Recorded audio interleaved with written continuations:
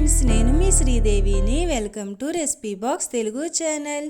ఈరోజు నేను మీకు సింపుల్ అండ్ టేస్టీగా కోడిగుడ్లు పచ్చిరొయ్యల కర్రీని ఏ విధంగా ప్రిపేర్ చేసుకోవాలో చూపించబోతున్నానండి.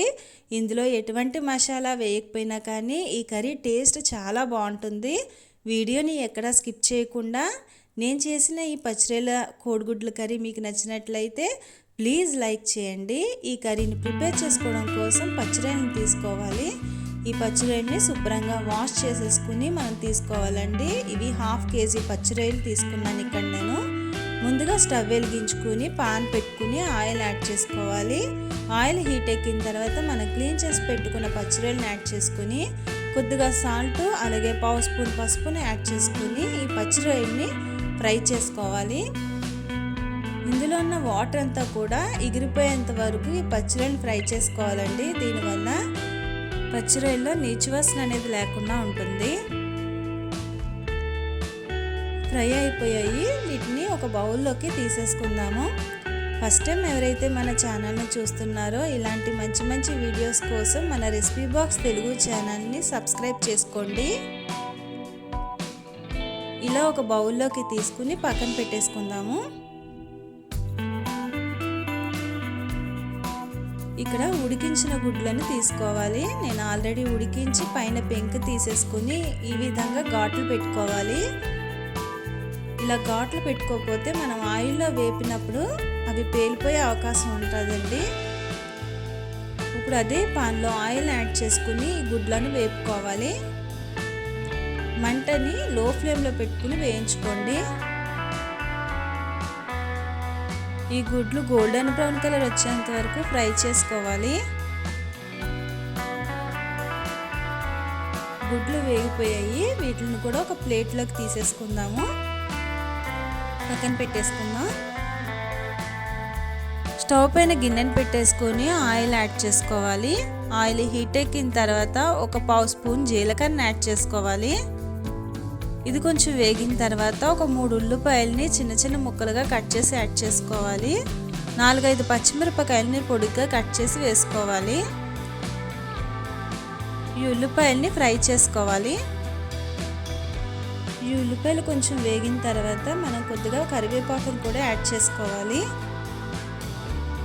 ఈ ఉల్లిపాయలు లైట్ గోల్డెన్ బ్రౌన్ కలర్ వచ్చేంత వరకు కూడా వేయించుకోవాలండి. మూత పెట్టేసుకుందాము. మూత పెట్టేసుకుని ఒక 3 మినిట్స్ వరకు అలాగే ఉంచేద్దాం. 3 మినిట్స్ తర్వాత ఉల్లిపాయలు అనేవి చక్కగా మగ్గిపోయాయి. ఇప్పుడు దీనిలోకి 1 స్పూన్ అల్లం వెల్లుల్లి పేస్ట్ని యాడ్ చేసుకోవాలి. ఈ అల్లం వెల్లుల్లి పేస్ట్ పచ్చివాసన పోయే వరకు ఒక 2 నిమిషాల సేపు ఫ్రై చేసుకోవాలి. దీనిలో ఒక 2 టమాటాలని కట్ చేసి యాడ్ చేసుకోవాలి. ఒకసారి కలిపేద్దాం ఇదంతాని.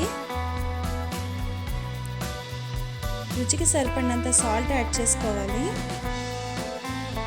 సాల్ట్ యాడ్ చేసుకోవడం వల్ల టమాటాలు కూడా కొంచెం తొందరగా మగ్గిపోతాయండి. మూత పెట్టేసుకుందాము. ఒక 2 మినిట్స్ తర్వాత టమాటాలు అనేవి చక్కగా మగ్గిపోయాయి.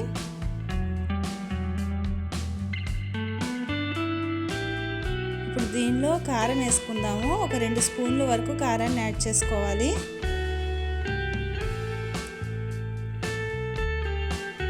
అలాగే మనం ఫ్రై చేసి పెట్టుకున్న పచ్చిరొయ్యలను కూడా యాడ్ చేసుకోవాలి.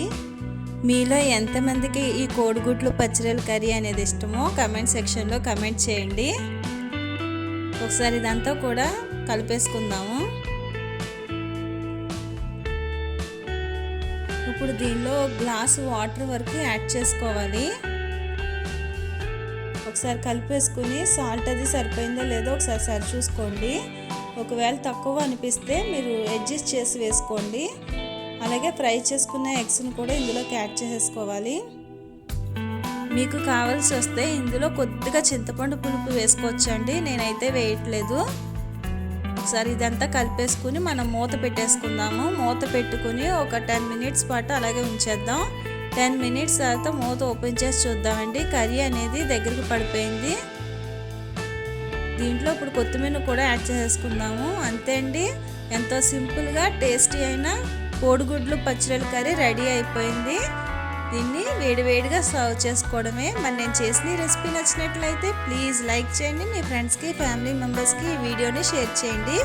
మరొక మంచి రెసిపీతో నా నెక్స్ట్ వీడియోలో కలుస్తాను. Thank you for watching.